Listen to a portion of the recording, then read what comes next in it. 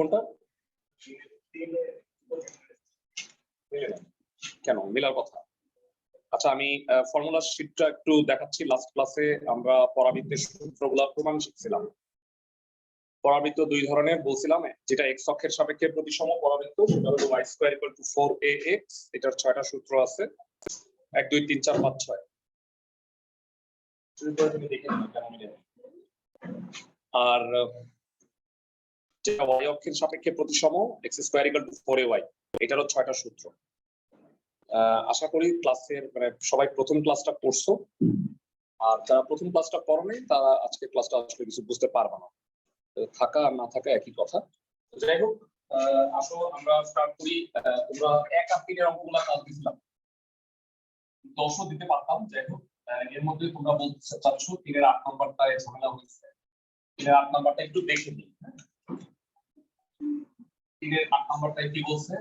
প্রদত্ত পরাবৃত্তের সমীকরণ 3y square নাকি 3y square minus 10x minus 12y minus 18 equal to 0। কি করবা? 3 কমন নিবা, y স্কয়ার minus 4y আর 10x plus 18 এটা ডানে চলে গেল। এটাকে হোল স্কয়ার বানানোর ট্রাই করবা, তাই তো? y square minus 2 into y into 2 plus 2 square 10x plus 18 3 4 12 3 into y minus 2 whole square 10x plus 30। দুইটার মধ্যে 10 কমন যায়, 10 কমন নিলে x plus 3 3 কে ডানে পাঠিয়ে দাও, 10/3 হইল। এবার এটাকে আমি বড় হাতের y আর এটাকে বড় হাতের x ধরে নিব। আর আরেকটা গুরুত্বপূর্ণ বিষয়, এটা 4 লিখবো বিসমিল্লাহ বইল। হ্যাঁ, তারপরে এটাকে 5/6 লিখবো যেন এটা মিলে। কাটাকাটি করলে মনে হয় 10/3 হয়। তোমাকে চিন্তা করতে হবে যে এটা কি হবে। আর কেউ ধরো চিন্তা করতে পারো না, ভাই আমি এটা বুঝি না কেমনে 5/6 হয়েছে, তাদের জন্য 4a equal to 10/3 লিখে দিবা। 4a equal to 10/3 এখান থেকে এর মানটা বের করবা 5/6, তারপরে 4 into 5/6 লিখে দিবা। বুঝাতে পারছি আমি? ফাইন। তো এবার এটা কি মিলে নাই, বাকি অংশ তো মনে হয় পারার কথা। হ্যাঁ, আচ্ছা, যে মানে অনেকের সাজানোটা হয় না। এখানে কোনো কনস্ট্যান্ট থাকতে পারবে না, এখানে কোনো কনস্ট্যান্ট থাকতে পারবে না, শুধু এক থাকবে। হ্যাঁ, যাই হোক, আশা করি বাকি অংশটুকু পারবা। আচ্ছা, হোমওয়ার্ক গুলো কি পারছো? যারা অনলাইনে আছো পারছো নাকি? আর মানে যারা হোমওয়ার্ক করো না তাদের জন্য হইলো যে সূত্রগুলো মুখস্থ হয় নাই, তোমরা দেখবা যে আলটিমেটলি তোমাদের পড়া ভালো হবে না, এটা নিশ্চিত। হোমওয়ার্ক গুলো সবসময় করার চেষ্টা করো রেগুলার। তোমরা যারা আজকে ক্লাসে আমি অ্যাটেন্ডেন্স রাখতেছি রেগুলার, তোমরা অনেকে রেগুলার ক্লাস করো না, এটা কখনোই করবা না, ঠিক আছে? ক্লাস করলে রেগুলার ক্লাস করো, ঠিক আছে? সো আজকে নতুন পড়া শুরু করতে যাচ্ছি। গ্রুপ 1 এর কয়টা অঙ্ক ছিল বলে দিন। গ্রুপ 1 এর অঙ্ক ছিল 1 3 6 8 10 12। আজকে আমরা গ্রুপ 1টা শেষ করে গ্রুপ 2টা স্টার্ট করব। মানে গ্রুপ 1টা শেষ করে জাস্ট গ্রুপ 2টা আমরা স্টার্ট করব আজকে। তো 1 আর 3 আমাদের হয়ে গেছে। এখন আমি 10 এর একটা করে দিচ্ছি। 10 এর 3টা অঙ্ক আছে, এর মধ্যে আমি একটা করে দিব তোমার, বাকি দুটো তোমরা করবা। নতুন কিছু না ভাইয়া, সেম ম্যাথ। আচ্ছা, আর কেউ যদি আগে ভাগে করে থাকো খুবই ভালো, আবার করো। তো এবার আমরা যেটা শুরু করতে যাচ্ছি, 10 এর একটা অঙ্ক দেখাই দিই। 10 এর 3টা অঙ্ক আছে ভাই। একটা কথা বলে দিই, আমি 10 এ করাই দিব 3 নাম্বার। এখানে দেখো x square equal two 4 into 1 minus y আছে। এই জিনিসটা ভালো করে বুঝছো। 1 মাইনাস y কে কি y ধরা যাবে? না, উত্তর হচ্ছে না। y এর সহগ 1 হইতে হবে। এখানে কি 1? নো, এখানে -1, দ্যাট ইজ y। এইটাকে আমি -4 লিখে y -1 লিখে y -1 কে y বড় হাতের y ধরতে পারবো। বুঝাতে পারতেছি আমি ক্লাসের সবাইকে? মানে এক্স আর ওয়াই এর সহগকে তোমার 1 রাখতে হবে সামহাও, না হইলে কি করতে হয়, কমন নিয়ে নিতে হয়, তাই না? তো আসো আমরা এই অঙ্কটা একটু করে দিচ্ছি। x square equal two 4 into 1 minus y, শীর্ষ উপকেন্দ্র আর নিয়ামক রেখার সমীকরণ বের করতে বলছে। স্ট্রেট ফরওয়ার্ড অঙ্ক। 10 এর 3।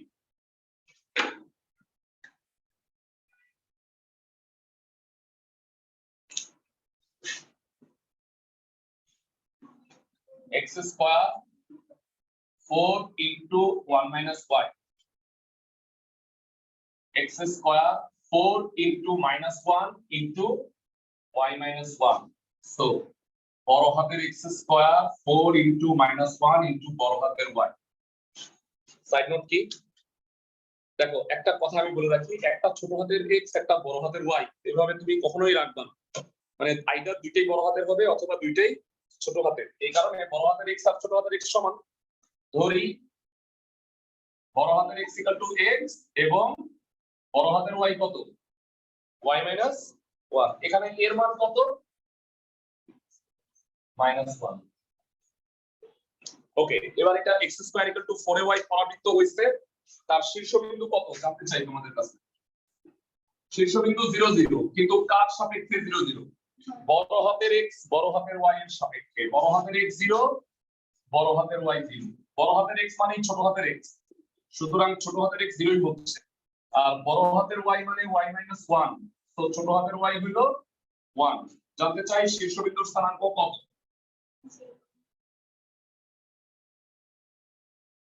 শীর্ষবিন্দুর স্থানাঙ্ক 0,1।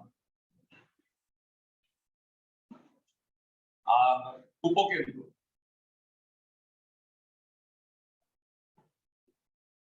উপকেন্দ্র বড় হাতের x ইকুয়াল টু হইলো 0 আর বড় হাতের y হইলো a। তো বড় হাতের x 0 মানে তো x তো 0ই, আর এটা কি হবে, y minus 1 equal to a হলো -1, that is y equal to 0। তাহলে উপকেন্দ্র 0 0। দেখো হ্যাঁ আচ্ছা, উপকেন্দ্র 0 0, উপকেন্দ্রের স্থানাঙ্ক 0 0। আর একটা জিনিস আছে, সেটা হলো নিয়ামক। ক্লাসের কেউ কি আছো যে বলতে পারবা নিয়ামকের সমীকরণের সূত্রটা কি? আমি বলি, আমি ছোটবেলায় মনে রাখতাম যেটা স্কয়ার নাই সেটা হলো মাইনাস এ। নিয়ামকের সমীকরণ বড় হাতের y ইকুয়াল টু মাইনাস এ। নিয়ামকের সমীকরণ বড় হাতের y equal to minus a, y minus 1 equal to, এবার 1 হয়ে যাবে কারণ a নিজেই -1, তাহলে মাইনাস a কি হয়ে যাবে, +1, that is y minus 2 equal to 0। সরলরেখার সমীকরণ নিয়ম কি জানো, রাইট সাইড 0 রাখ। বুঝছি ক্লাসের সবাই? একদম ইজি। আমি যদি এটা বাড়ির কাজ দিয়ে দিতাম লাস্ট ক্লাসে, নির্দ্বিধায় তোমরা পারতাম। তো তারপরে দেই নেই, কারণ বেশি অঙ্ক দিয়ে লাভ নাই। আজকেও কতগুলো কাজ দিব, 10 এর 1 2 কাজ দিতেছি। 10 এর 1 নম্বর অঙ্কটা সম্পর্কে একটু ছোট করে বলে নেই। সাপোজ এইটা আছে y square equal two 8x plus 5। 8x রাখবা না, 8 কমন নিবা। 8 কমন যায় না, দিবি কিনা বল স্টাইলে কমন নিয়ে নিবা। 8 জোর করে কমন নিয়ে নিতে হবে, যাক বা না যাক সহগ 1 থাকতে হবে। বুঝাইতে পারছি? ছোট হাতের y কে বড় হাতের y ধরবা, x প্লাস 5/8 কে বড় হাতের x ধরবা। ক্লাসের সবাই কি বুঝছো? হোমওয়ার্ক 10 এর 1 2। এই যে দেখতেছো গ্রুপ 1, এটা বাড়ির কাজ আজকে। সবাই বুঝতেছো? গ্রুপ 1টা আজকের কাজ। ওকে, নেক্সট আমরা করব হলো 6 নাম্বার। চলো 6 এর 3টা ম্যাথ আছে। প্রথমে আমি 6 এর 3 নাম্বারটা করাচ্ছি, সবচেয়ে সোজা।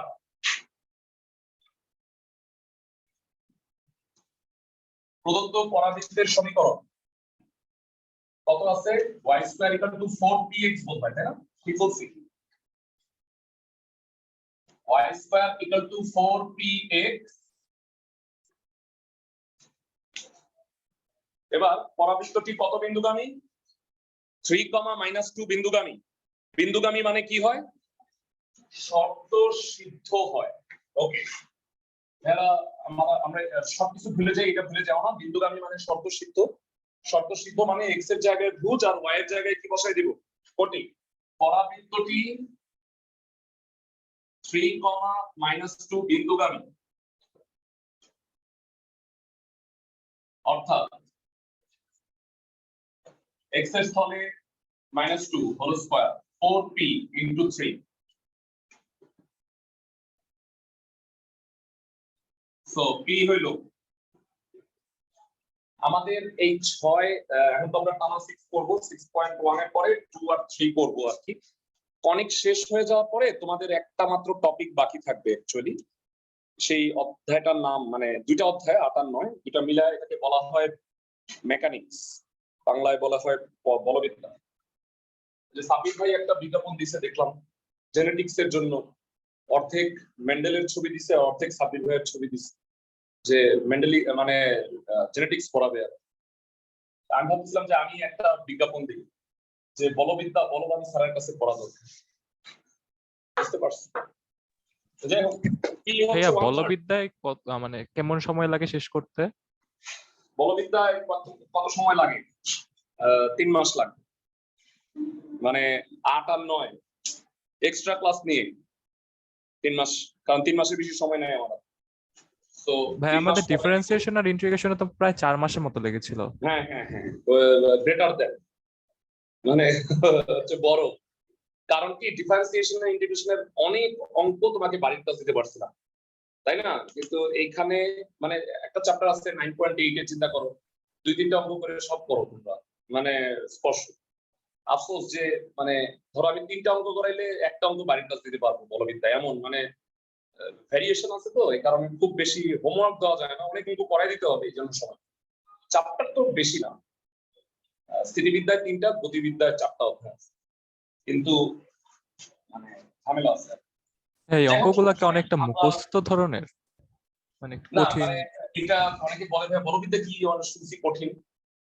বলবিদ্যা হইলো একটা ব্লেন্ডার মেশিনে ফিজিক্স দিবা, একটু জ্যামিতি দিবা, আর একটু ত্রিকোণমিতি দিবা, তারপরে ব্লেন্ডারটাকে ঝাঁকাইলে যেটা বের হবে সেটা মেকানিক্স। 3টা জিনিস থাকে, জ্যামিতি, ত্রিকোণমিতি আর ফিজিক্স। আচ্ছা 6 এর 3 নম্বরে তাহলে পরাবৃত্তের সমীকরণ কত?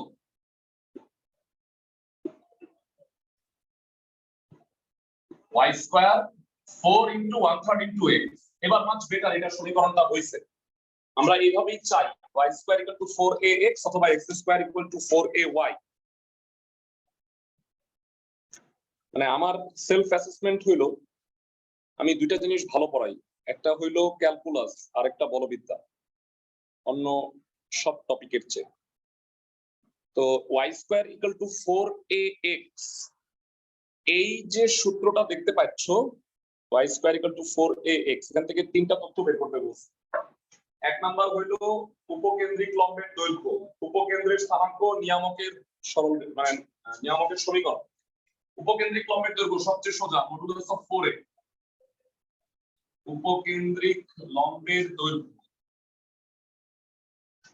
মডুলাস অফ 4a, তার মানে 4/3 একক। তারপরে হইলো উপকেন্দ্রের স্থানাঙ্ক, এনিওয়ান ইন দ্য ক্লাস যে মুখস্থ বলতে পারবা, 1/3 a, 0 that is 1/3, 0। আর নিয়ামকের সমীকরণ,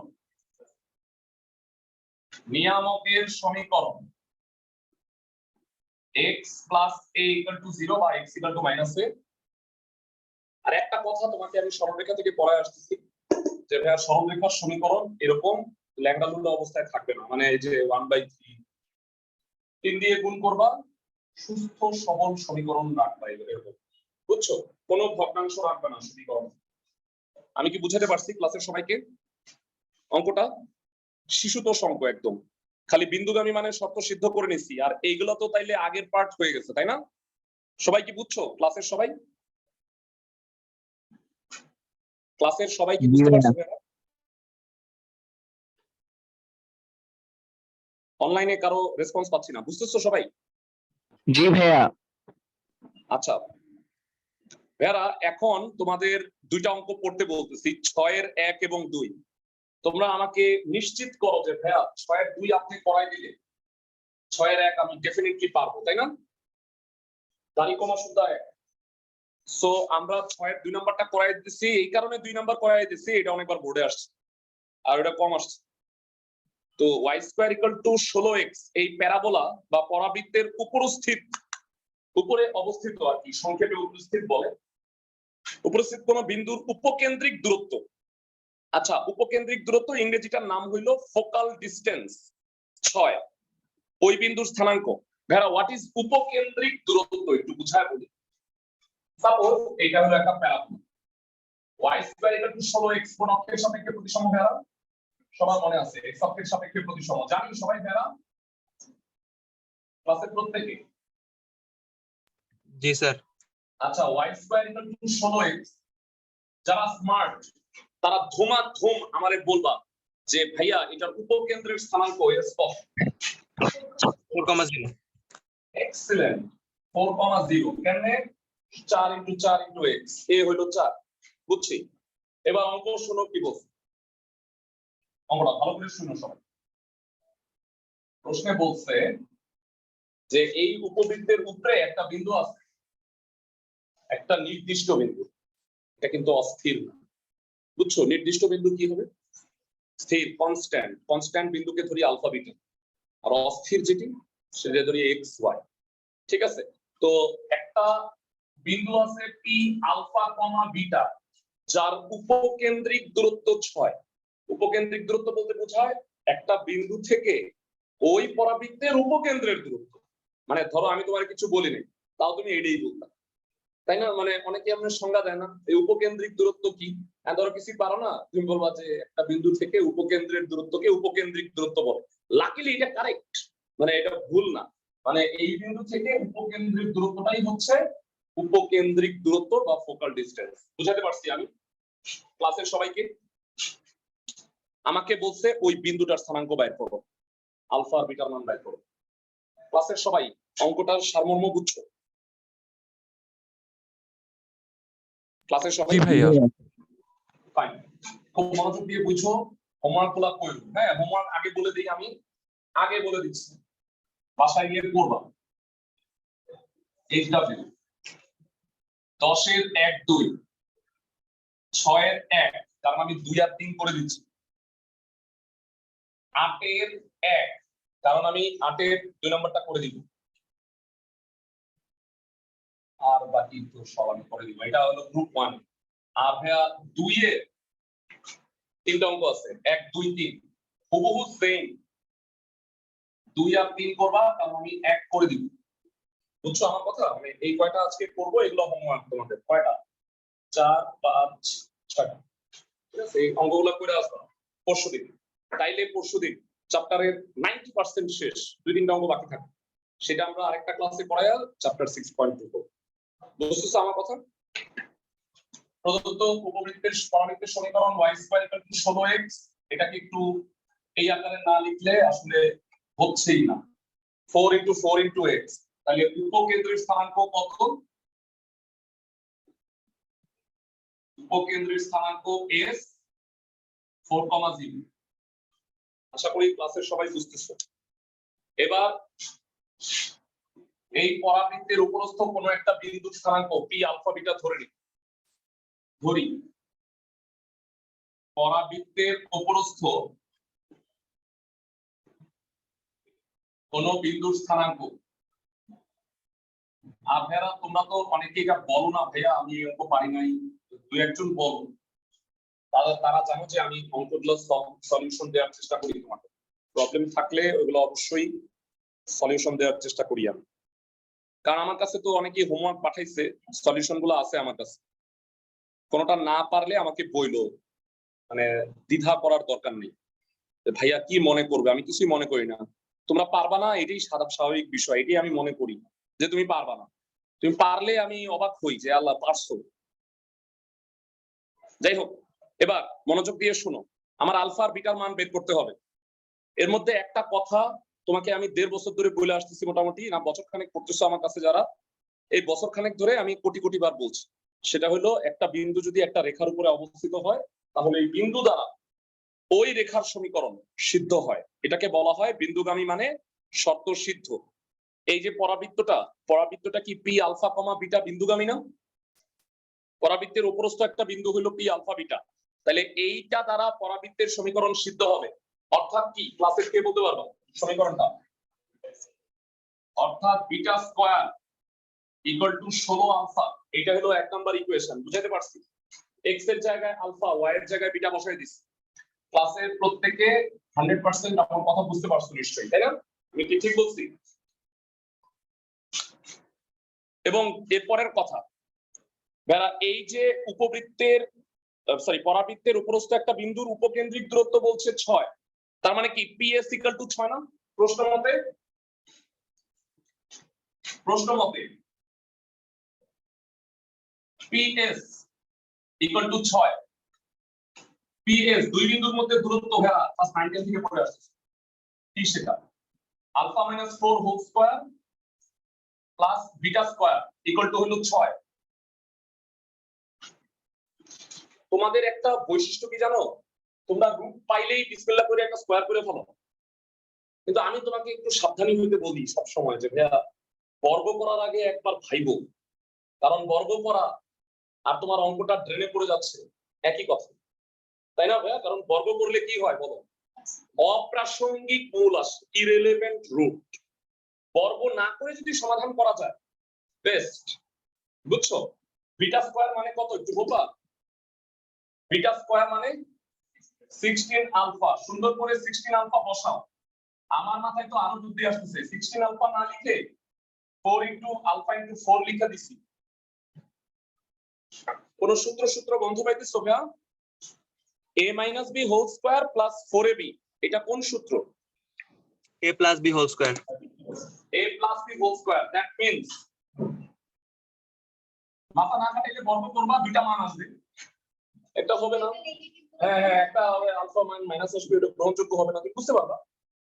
তাও হবে, কারণ মাথা না কাটাইলে কি হয়, অঙ্ক হয় না তা তো না, বড় হয়। বুঝছো? রুট 36 থেকে না, তাহলে আলটিমেটলি বর্গ তো করতেই হবে, তুমি তুলনা করবা বলতে যাচ্ছ। এখন রুট স্কয়ার তো কাটা, আলফা প্লাস 4 ইকুয়াল টু হলো 6, তার মানে আলফা মান কত? 2। আলফা মান 2 হয়ে গেছে, দুঃখিত নিচে চলে যাচ্ছে। আচ্ছা, আলফা যদি 2 হয় তাহলে বিটা বের করতে হবে 1 নং থেকে। বিটা কত?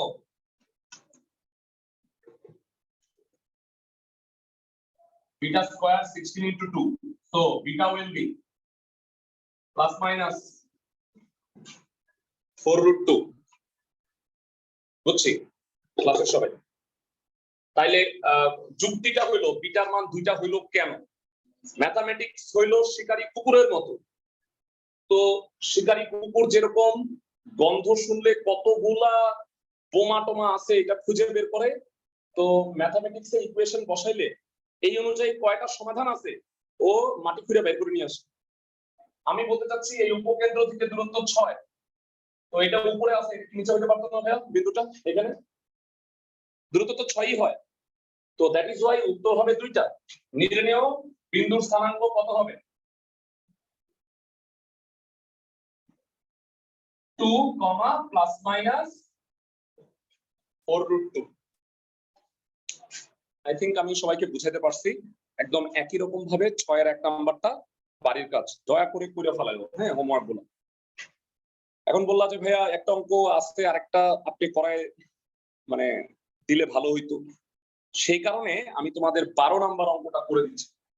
আমি যদি এই বইটা লিখতাম, সাপোজ ধরো আমি এই বইটা লিখতেছি, তাহলে এটা 6 এর 1 2 এর সাথে 6 এর 3 নাম্বার ওইটারে না দিয়া আমি 12 নাম্বারটাকে দিতাম।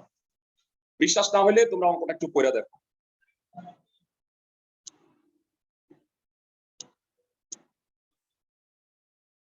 একটা প্যারাবোলার উপস্থিত একটা বি বিন্দুর কোটি 12 বলছে, উপকেন্দ্রিক দূরত্ব নির্ণয় করতে বলছে। উল্টা অঙ্ক, বুঝছো? উপকেন্দ্রিক দূরত্বটা দেয়া ছিল, বিন্দুটা বের করতে বলছে। এখানে বিন্দুটা দেয়া আছে, উপকেন্দ্রিক দূরত্বটা বের করতে বলছে। সবাই কি আমার কথা বুঝতেছো? অনলাইনে যারা আছো, জি ভাই। ফাইন। এবার টিচার হওয়ার কিছু অ্যাডভান্টেজ আমি নিব। খুব সহজে অঙ্কটা হয়ে যাবে। তোমরা আমাকে বলবে, হ্যাঁ এই চিত্র শুধু y স্কয়ার ইকুয়াল টু কত 9x। হ্যাঁ ঠান্ডা মাথায় আমাকে বলবা ক্লাসের সবাই প্রত্যেকে স্মার্টলি s বিন্দুর স্থানাঙ্ক কত, s বিন্দুর স্থানাঙ্ক কত? 9/4 9/4 না 9/4 কমা 0। বুঝতে পারো এটা? এবার বুঝি নাই ভাইয়া কি হলো, কিছু বুঝতে পারি নাই, তাদের জন্য একটু দেখো 4 ইনটু 9/4 ইনটু x। আমার তো এখানে একদম বাকদম যাই থাকুক আমার এটা 4ax বানাইতে হবে, তাই না ভাইয়া? আমি কি বুঝাইতে পারছি ক্লাসের সবাইকে? 4 দিয়ে তারপরে 4 ভাগ করছি, তাহলে a হলো 9/4, তাহলে উপকেন্দ্রের স্থানাঙ্কটা কত হবে বলো ভাইয়া? 9/4 কমা 0, তাই তো? উপকেন্দ্র বের হয়ে গেছে। এখন আমি যদি ওই বিন্দুটা বের করতে পারি তাহলে ওই দুই বিন্দুর মধ্যে দূরত্বটাই কি উপকেন্দ্রিক দূরত্ব না? ক্লাসের সবাই কি বুঝতেছো? জি ভাইয়া তোমাদের আগেরটা মুছে দেই না, একটু কনফিউশন লাগতেছে, আগেরটা মুছে দেই। এবার শুন, আমাকে বলছে এই পরাবৃত্তের উপরে একটা বিন্দু আছে, যেই বিন্দুর কোটি 12, ভূত জানি না, কোটি 12, তাহলে বিন্দুটার স্থানাঙ্ক কি তুমি আলফা কমা 12 ধরবা না? মানে কোটিটা জানি কিন্তু ভুজটা জানি না, না জানলেই তো আলফা। সবাই কি আমার কথা বুঝতেছো? জি এই বিন্দুটা পি বিন্দুটা কোথায় অবস্থিত ভাইয়া? y square is equal to 9x উপরে কি হবে ভাইয়া? সিদ্ধ হবে, সিদ্ধ হয়ে আলফাটা বাইরে হয়ে যাবে। আলফা যদি বাইরে হয়ে যায়, পি বিন্দু বাইরে হয়ে গেছে, পিএস বাইর করব, বুঝতেছো? ধরি পরাবৃত্তের অপরস্থ বিন্দু পি আলফা কমা 12, তাই না? আলফা কমা 12 কেন প্রশ্নে বলে দিচ্ছে, পি বিন্দুর কোটি 12। অর্থাৎ অর্থাৎ মানেই বয়েল, পরাবৃত্তের উপরস্থ, বয়েল মানে সিদ্ধ। এই যে x এর জায়গায় কি বসাবা? আলফা, y এর জায়গায় 12 কেন? 12 square equal to 9 alpha, so 144 equal to 9 alpha, alpha হইল 16। এটা আমি পাই গেছি বিন্দুটা। সুতরাং পি বিন্দুর স্থানাঙ্ক 16,12। মানে নির্দিষ্ট বিন্দুটা পাই গেছি। এবার উপকেন্দ্রিক দূরত্ব কি? ps। উপকেন্দ্রিক দূরত্ব ps equal to root over 16 minus 9/4 whole square 12 minus 0 whole square. আচ্ছা ভাইয়া এটা ক্যালকুলেটরে ছাড়ি, হ্যাঁ এটার উত্তর হয় 73/4। এখন তোমরা আবার কেমন করে উঠবে? উত্তর মিলে নাই বইয়ের। ভাইয়া উত্তর আছে 18 সমস্ত 4 ভাগের 1। জীবনে ওইটা লিখো, হ্যাঁ এইটা লিখবো উত্তর, বুঝছো? মানে এটার সমস্ত বানানোর দরকার আছে? 4 8 72 1 73 দরকার নেই। তোমার কেমনে মনে থাকবে যে এটা অন্য হবে? কখনোই মনে থাকবে না। আর তোমরা এটা চিন্তা করো না যে কলেজের স্যাররা এত বোকা না যে উত্তর এমনি মিলে না এই দেখে তোমার 0 দিয়ে বসে থাকে। স্মার্ট আছে, স্কুলের স্যাররা মানে অনেক জ্ঞানের অভাব ছিল আর। যাই হোক সবার প্রতি সম্মান রেখেই বলতেছি, স্কুলে এরকম উল্টাপাল্টা কাটতো, এই কারণে। আমি কি ভুল বলছি? ভুল বলি নাকি? 12 নাম্বার গেল। সো 1 নাম্বার গ্রুপে শুধু মনে হয় 8 বাকি আছে, তাই না ভাইরা? ওকে, 8 এর দুইটা অঙ্ক এর মধ্যে আমি করে দিব তোমাদের হচ্ছে 8 এর 1, তোমরা দেখে দেখে 2 করবা। আচ্ছা তাই? ও না বুঝছি, 8 এর 2 রেজিস্টার করো, 1 করে দেব। 1 নাম্বারটা জ্ঞান যাও, 2 নাম্বারটা সোজ যাও, বুঝছো? অঙ্ক করে দেখো তাহলে বুঝতে পারবে। আচ্ছা সবাই এবার একটু থিওরিটিক্যাল কথাবার্তা বলে নিই। খুব বেশি অঙ্ক করাবো না, 2টা অঙ্ক করাবো আমি আজকে। আর মানে আমি 8 এর 1 করাই দিব আর করাবো 2 এর 1, কিন্তু আফসোস এই দুটো অঙ্ক করতে আধা ঘন্টা লাগে। এখন যাই হোক, মনোযোগ দিয়ে আমার কথা শুন। এইগুলা সমীকরণ টমীকরণ বাদ দিলাম। এটা হলো y square equal two 4ax পরাবৃত্ত, ঠিক আছে? সবাই মনোযোগ দিয়ে শুনো। এই রেখাটার নাম কি? নিয়ামক রেখা। আচ্ছা, কতগুলো জিনিস জিজ্ঞাসা করুন। এই জেডএস রেখাটাকে কি বলে? অক্ষরেখা। এ বিন্দুর নাম কি? শীর্ষবিন্দু। এস বিন্দুর নাম কি? উপকেন্দ্র। রেখাটার নাম হলো নিয়ামক রেখা। এখন যদি তোমাকে আমি প্রশ্ন করি জেড বিন্দুর নাম কি? এখন শুনো, অনেক সময় এমন হয় না যে একটা নবজাতক হয়েছে, বাচ্চা হয়েছে মাত্র, তো বাচ্চা হওয়ার পরে এখনো নাম রাখা হয়নি। যেমন আমি আমার বাচ্চার আকিকা দিছি, 7 নম্বর দিনে আকিকা দিছি, 6 দিন তো নাম রাখিনি ফার্স্ট, তো নাম রেখে তারপরে তো আকিকা দেওয়া হলো। 2টা খাসি দিছি, 2টা খাসি কিনছি 25,000 টাকা, মানে যে মেরা দিয়া হাটে পাওয়া যায়। যাই হোক, তো যেটা বলতে চাইছিলাম যে আকিকা দেওয়ার আগ পর্যন্ত বাচ্চার নাম কি থাকে? বাবু, তাই না? মানে কমন, দুনিয়ার সকল বাচ্চার নাম হইলো বাবু, কমন নাম। তো বিষয়টা হইলো এই জেড বিন্দুটা নাম এখনো রাখা হয় নাই, মানে আকিকা দেওয়া হয়নি। এই কারণে এরও একটা বাবু মার্কা নাম আছে। সেই বাবু মানে হইলো অক্ষ ও নিয়ামকের ছেদবিন্দু। বুঝছো আমার কথা? মানে বলতে পারি না যে আমার একটা বাচ্চা হয়েছে, যে সেই বাচ্চার নাম এখনো রাখা হয় নাই, তাহলে নাম কি রাখবো? যে সাহেব ও অপ্সরার ছেলে, ঠিক আছে? মানে আমার আর আমার ওয়াইফের ছেলে। তো বিষয়টা এরকম যে জেড এর তো এখন আকিকা দেওয়া হয় নাই, এই কারণে জেড কে বলা হয় অক্ষ ও নিয়ামকের ছেদবিন্দু। সবাই কি আমার কথা বুঝতেছো? ক্লাসের সবাই? ক্লাসের সবাই কি বুঝছো? জি ভাইয়া। সো এবার চলো আমরা একটু এই অঙ্কটা পড়ি। হ্যাঁ, ডিজাস্টার কথাবার্তা ভালো করে একটু পড়ো। y square equal two 12x, এই প্যারাবোলা উপকেন্দ্রিক লম্বের ঋণাত্মক প্রান্তবিন্দুর সাথে নিয়ামক ও অক্ষের ছেদবিন্দুর সংযোজক সরল রেখার সমীকরণ বের করো। আই হোপ তোমরা চেয়ার থেকে পড়ে গেছো এই কথা শুই না। তো আমি একটু সহজভাবে করার চেষ্টা করি, তোমাদের জন্য একদম জিনিসটা সহজ করে দেই, চেষ্টা করি। হ্যাঁ শোনো, এই রেখাটাকে কি বলে একটু বলবা? এই রেখাটাকে কি বলে? উপকেন্দ্রিক লম্ব, তাই না ভেড়া? উপকেন্দ্রের উপরে যেটা লম্ব তার নামই কি? উপকেন্দ্রিক লম্ব। আচ্ছা, পরামিতির সমীকরণ y square equal two 12x। হ্যাঁ, এখান থেকে আমি তোমাকে টোটাল 5টা প্রশ্ন করব।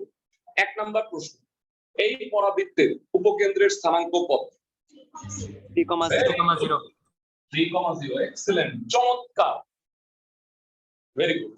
এখন 2টা প্রশ্ন করব, তোমাদের সময় হলো 30 সেকেন্ড। যারা যারা উত্তরটা দিতে পারবা তারা হচ্ছে ইঞ্জিনিয়ারিং পড়ার উপযুক্ত, আর বাকিরা উপযুক্ত না। বুঝছো? 30 সেকেন্ড সময়। হ্যাঁ, এল আর এল প্রাইম এই 2টা বিন্দুর স্থানাঙ্ক আমাকে বলতে হবে। না, 30 সেকেন্ড সময় দিতেছি, ঠান্ডা মাথায়। এল আর এল প্রাইম বিন্দুর স্থানাঙ্ক যে যে বলতে পারবা স্যার তারাই 3 শুধু ইঞ্জিনিয়ারিং পড়বা। স্যার 3 3 আর 3 - 3 3 হয় নাই। হ্যাঁ 3,6 3,-6। হ্যাঁ হ্যাঁ, কে বললা? রাতুল বললা 3,6 আর 3,-6। ভেরি জি, গুড, স্যার। তুমি ইঞ্জিনিয়ারিং এর প্রিপারেশন নিও। এবার শোনো মনোযোগ, 3,6 আর 3,-6 হবে কারেক্ট।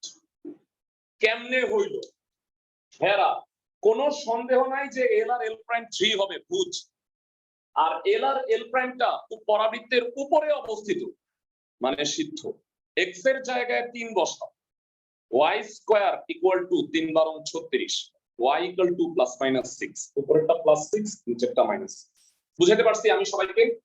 ক্লাসের সবাই? আরো সহজ করি, আমি যখন তোমাকে এই থিওরিটা পড়াইছিলাম লাস্ট ক্লাসে, এইটা ছিল a,0, মাথার মধ্যে জোর দেওয়ার চেষ্টা করো, এটা ছিল a,2 এ, এটা ছিল a,-2 এ, এর লেগে এটা 4 এ হইছে, মনে আছে ক্লাসের সবার? এটা a,+2 এ ছিল, এটা a,-2 এ ছিল। এই কারণে 2a আর -2a এটা মডুলাস অফ 4a বলছিলাম লাস্ট ক্লাস। তো যাই হোক, মন খারাপ করো না, মানে আরেকটা প্রশ্ন করবো। হ্যাঁ, সেকেন্ড সুযোগ। ওই যে বাবু ছিল না, অক্ষ ও নিয়ামকের ছেদবিন্দু, বলতো এই জেড বিন্দুর স্থানাঙ্ক কত? 0, -3 -3,0। -3, 0 ভেরি গুড, ঠিক আছে, এটার জন্য কোনো শব্দ দিইনি আমি, পারা যায়। আচ্ছা যাই হোক, সো এখন অঙ্কটা কি বলছে বুঝায় বলি। উপকেন্দ্রিক লম্বের ঋণাত্মক প্রান্তবিন্দু কোনটা? এল প্রাইম। আর অক্ষ ও নিয়ামকের ছেদবিন্দু জেড, এই দুইটা সংযোজক সরল রেখার সমীকরণ বের করতে বলছে। That means Z L prime. আমি কি বুঝাতে পারলাম নাকি মাথার উপর দিয়ে গেল? দুই বিন্দু দ্বারা সরল রেখার সমীকরণ ক্লাস 9-10 থেকে পড়ে আসছো তুমি। আর 9-10 বাদ দাও, ফার্স্ট ইয়ারে পড়ছো। x - x1 / x1 - x2 y - y1 / y1 - y2।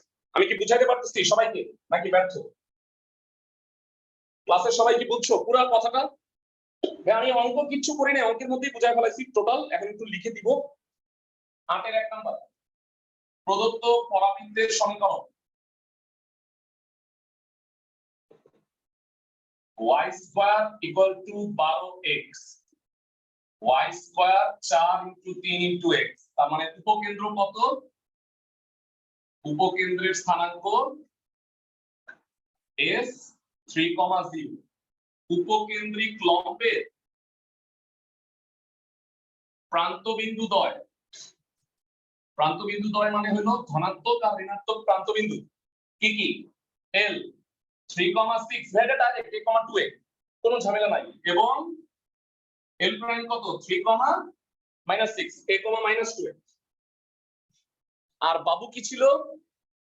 অক্ষ ও নিয়ামকের ছেদবিন্দু জেড কত হবে ভাইরা? -3,0। না, এটা বলতে হবে না। a, 2a R a, -2a সূত্র পারি না। a তো 3, তাহলে কি হবে? a 3,6 আর 3,-6 সরাসরি লিখবা, কোনো প্রবলেম নেই। বুঝাতে পারছি ক্লাসের সবাইকে? ফাইন। সো এবার জেড এল প্রাইম রেখার সমীকরণ, জেড এল প্রাইম রেখার সমীকরণ কত হবে? x - -3 মানে x + 3 by -3 - x1 - x2 y - y1 y1 - y,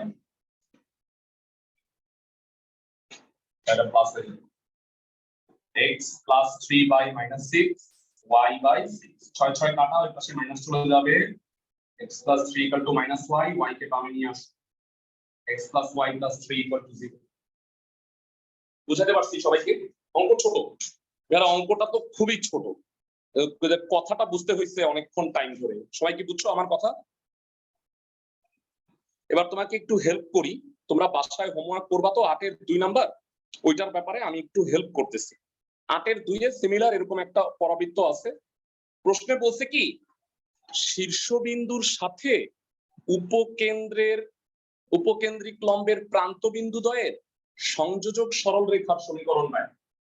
তার মানে বেরা আমাকে একটু বলো তো, এ বিন্দুর স্থানাঙ্কটা কত? শীর্ষবিন্দু 0,0, তাহলে 0,0 আর 3,6 বের করতে পারবা? সরল রেখার সমীকরণ 0,0 আর 3,-6 বের করতে পারবা?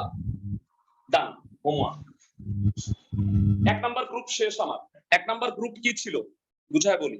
পরাবৃত্তের সমীকরণ দেয়া আছে, ইনফরমেশন বের করছো, তাই না? পরাবৃত্তের সমীকরণগুলো দেয়া ছিল, ইনফরমেশনগুলো বের করছো। এবার হইলো উল্টা হইলো, পরাবৃত্তের সমীকরণ দেয়া নাই, মানে অন্য কিছু দেয়া আছে, তোমাকে হয়তো সমীকরণটা বের করতে হবে।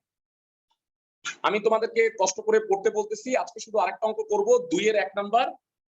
সবাই একটু রিকোয়েস্ট করতেছি, 2-এর 3টা অঙ্ক পড়ো এবং স্বীকারোক্তিমূলক জবানবন্দি দাও যে ভাইয়া 1 করায় দিলে 2 আর 3 যদি আমি না করি তাহলে আমি মানুষের বাচ্চা না। বলো, স্বীকার করো সবাই।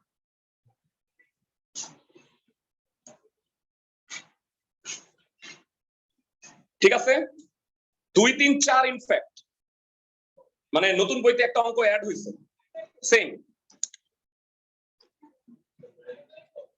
আচ্ছা যাই হোক, মানে বিষয়টা হলো তো নতুন বই এটা কেন নাই আমি বলি, 1 আর 4 তো হুবহু এক। দেখতেছো আমার কথা? 1 আর 4 হুবহু এক। তোমাদের বইয়ে কি আছে আমি বলি, 2 এর 3টা অঙ্ক আছে। আর এই যে 2 এর 1 নাম্বারটা একটু আমার সাথে তোমরা দেখো তো, ঘুরে আসো। 11 এর 2 নাম্বারটা কি হুবহু একই অঙ্ক? দেখো তো একটু ভাইয়া, 2 এর 1 আর 11 এর 2 ওরা কি মনে কইরা? হ্যাঁ, কেন নাই? এই যে করছে কি, নতুন বইয়ে এটা কারেকশনটা করছে, বুঝছো? নতুন বইয়ে 11তে একটা দিছে আর ওটা না, পুরান বইতে আছে আমি জানি। পুরান বইতে করছে কি একটু কিসে ছিল। এই যে আমি এইসব কথা বলি, জানি না এগুলো ওনারা শুনে কিনা, শুনে কারেকশন করে। বুঝতে পারছো? মানে নতুন বইতে 11 এর একটাই অঙ্ক, কিন্তু পুরান বইতে করছে কি 11 এর 2 এ ওই 2 এর 4 নাম্বার অঙ্কটা পরে এটা ঠিক করছে, এক জাতীয় অঙ্কগুলোকে একসাথে গ্রুপে আনছে। আমি কি বুঝাতে পারছি ক্লাসের সবাইকে? আচ্ছা এবার আমার কথা মনোযোগ দিয়ে শুনো, এই অঙ্কটাই তো করব, ঠান্ডা মাথায় শুনো, তাইলে কাজ হয়ে যাবে। সরলরেখার কনসেপ্ট কিছুটা লাগবে তোমাদের। হ্যাঁ, পরাবৃত্ত সবসময় কিন্তু অক্ষের সাপেক্ষে প্রতিসম হয় না। আমি আবার বলতেছি, পরাবৃত্ত এমন হতে পারে, সাপোজ ধরো এটা স্থানাঙ্কের অক্ষ এক্স অক্ষ আর ওয়াই অক্ষ। সাপোজ ধরো পরাবৃত্তের অক্ষ হইল এটা, নিয়ামক হইল এটা, আর পরাবৃত্ত নিজে হইল এটা। তেরা বেড়া হয়ে গেছে, তাই না? মানে স্থানাঙ্কের অক্ষে যখন আমি পরাবৃত্তটা দেখতেছি আমার খুবই জটিল লাগতেছে, তাই না? স্থানাঙ্কের অক্ষে যখন আমি দেখতেছি এক্স অক্ষ ওয়াই অক্ষের সাপেক্ষে পরাবৃত্ত এরকম তেরা বেড়া হয়ে গেছে, কেমনে বুঝবো তেরা বেড়া হয়েছে? বেড়া নিয়ামক রেখাটা যদি কোনো অক্ষের সমান্তরাল না হয় তাহলে কি পরাবৃত্তটা তেরা বেড়া হয়ে যাবে না? ক্লাসের সবাই কি আমার কথা বুঝতেছো? জি ভাইয়া। এই ধরনের কেসে মানে তোমরা তো বুঝো এক্স অক্ষের সমান্তরাল বা ওয়াই অক্ষের সমান্তরাল সরলরেখা কেমন, x = a R y = b। এইটা যদি না হয়, নিয়ামকে যদি x আর y দুইটাই থাকে, বা শীর্ষবিন্দু, আরেকটা বোঝার উপায় আছে, মানে শীর্ষবিন্দুটা 0 0 আর উপকেন্দ্রটা কি হয় মানে a, 0 আর নিয়ামকটা হয় হচ্ছে x = -a, এই টাইপের। তো সেক্ষেত্রে আমরা কি করব, স্থানাঙ্কের অক্ষে আঁকব। যখন এমন হবে না, দেখো এখানে কিন্তু শীর্ষবিন্দুটা 0 0 না আর উপকেন্দ্রটাও a, 0 না। সবাই কি বুঝতেছো আমার কথা? সেক্ষেত্রে কি করবা জানো? মনোযোগ দিয়ে শোনো, তুমি স্থানাঙ্কের অক্ষটাই আঁকবা না। আগে বলো, স্থানাঙ্কের অক্ষটা কি আঁকাটা জরুরি? মানে আমার তো পরাবৃত্ত আঁকলেই, তাই না? এই যে দেখো এটা একটু তেরাবেরা আছে না, এবার এটাকে সোজা করে, মানে এইটা দ্বারা কি বোঝায়? এটা দ্বারা এক্স অক্ষ বোঝায় না, এটা দ্বারা বোঝায় পরাবৃত্তের অক্ষ। আর এটা দ্বারা কি বোঝায় বলো? পরাবৃত্তের নিয়ম। মনে রাখবা, পরাবৃত্তের যদি প্রমিত সমীকরণ না হয়, মানে এতক্ষণ আমরা যেটা পড়ছি y² = 4x অথবা x² = 4y, এটা কি কিসের সাপেক্ষে হয় বলো? অক্ষের সাপেক্ষে প্রতিসম হইলে হয়। তা যদি না হয় তাহলে তুমি কখনোই কার্তেশীয় সমতল আঁকবা না। সোজা ভাষায়, সোজা বাংলা ভাষায় x অক্ষ y অক্ষ আঁকবা। সবাইকে আমার কথা বুঝতেছো? এবার আসো আমরা অরিজিনালি চিত্রটা আঁকার চেষ্টা করি। হ্যাঁ হ্যাঁ হ্যাঁ, আমি বলি যেই অঙ্কগুলিতে চিত্র থেকে তথ্য নিবা, যেমন 6 এর 1 2, বুঝছো? কিন্তু কোনগুলো চিত্র আঁকবা না, এটা দেওয়া আছে এটা বাই করো, এটার জন্য চিত্র আঁকার কোনো প্রয়োজন নেই। বুঝছো আমার কথা? মানে পরাবৃত্তের সমীকরণ দেওয়া আছে, সরাসরি সূত্র বসায় তথ্য বের করবা, নো নিড। কিন্তু অনেক সময় হয় না, এই যে আমি একটু আগে বললাম 8 এর 1, এটা চিত্র ছাড়া হবে, বুঝছো? মানে এইটার জন্য চিত্র আঁকতেই হবে। কথা শেষ, অঙ্ক শুরু। 2 এর 1 নাম্বার হোমওয়ার্ক আগে বলে দিচ্ছি।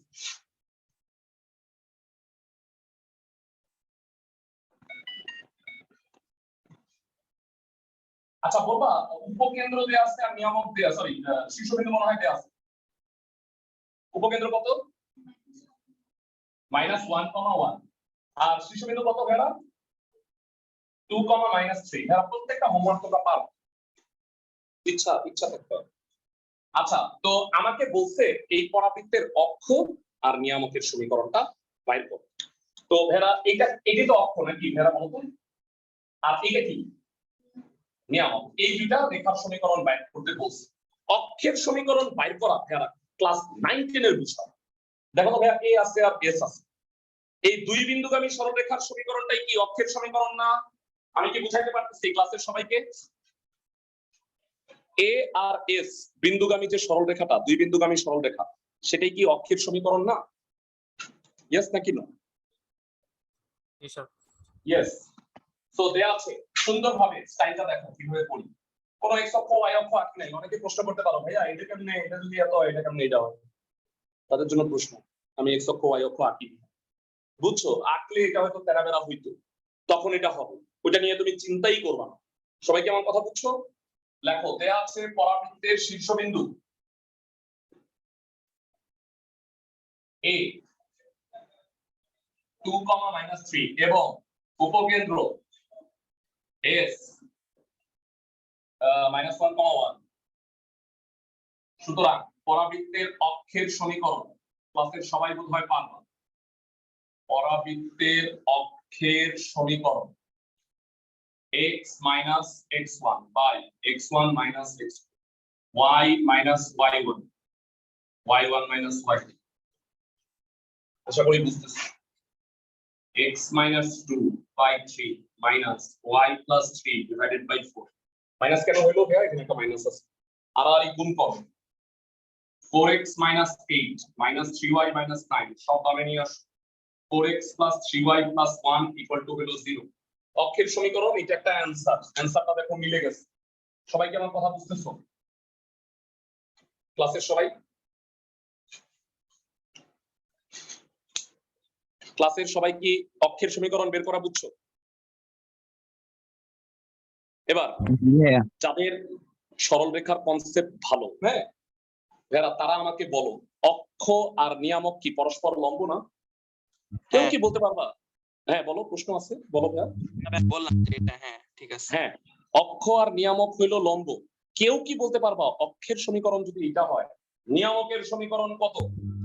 -3x + 4y + k = 0। এই যে -3x + 4y কেন বলো ভাইয়া? 3x - 4y + k। তোমাদের কি মনে নাই আমার সেই বিখ্যাত থিওরি উল্টাও পাল্টাও? লম্ব রেখার সমীকরণ মানে উল্টাও পাল্টাও। উল্টাও পাল্টাও মানে কি?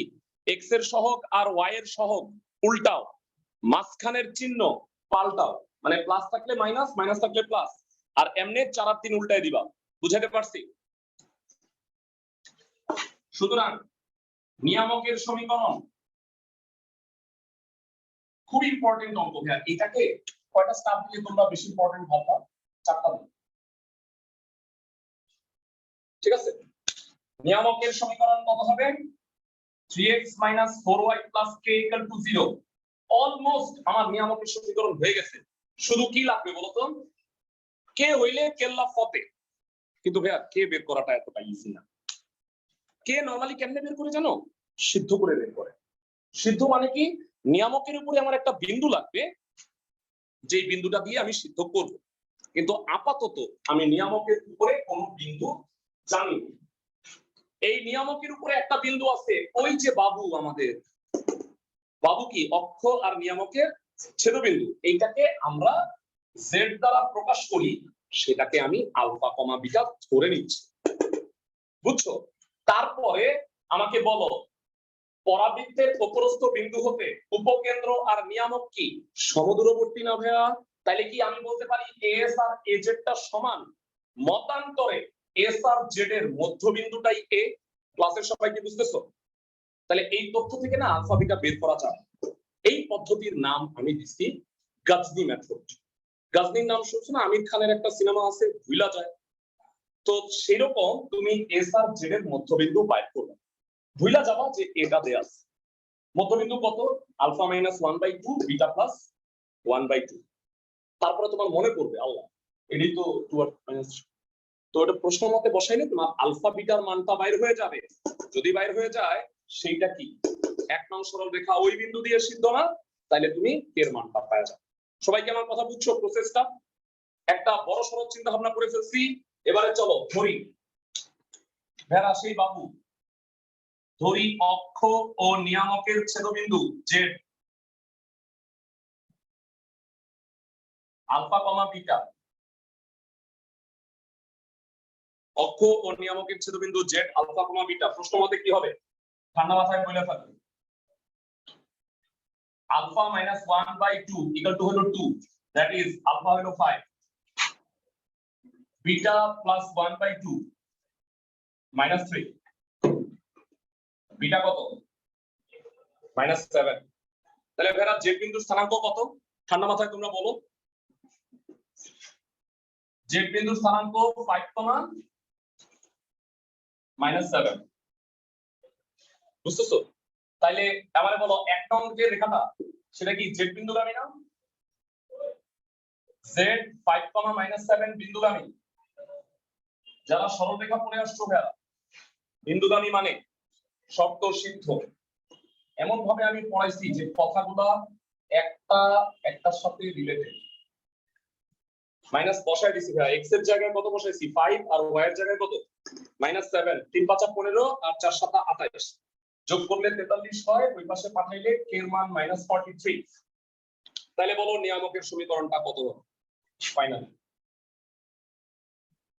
নিয়ামকের সমীকরণ 3x 4y 43 ইকুয়াল টু হলো 0 সো এটা হলো অক্ষের সমীকরণ এটা হলো নিয়ামকের সমীকরণ এই দুইটা आंसर তোমরা হুবহু এই চিত্রের আরো দুইটা ম্যাথ আছে ক্যালকুলেশন আলাদা 2 এর 2 3 করে ফেলাবে নেক্সট ক্লাসে বাকি অঙ্কগুলা করে ফেলবো গ্রুপ 2 তো শেষ হয়ে যাবে আর গ্রুপ 3 এর মাত্র একটা অঙ্ক আছে 7 নাম্বার ভালো থাকো সবাই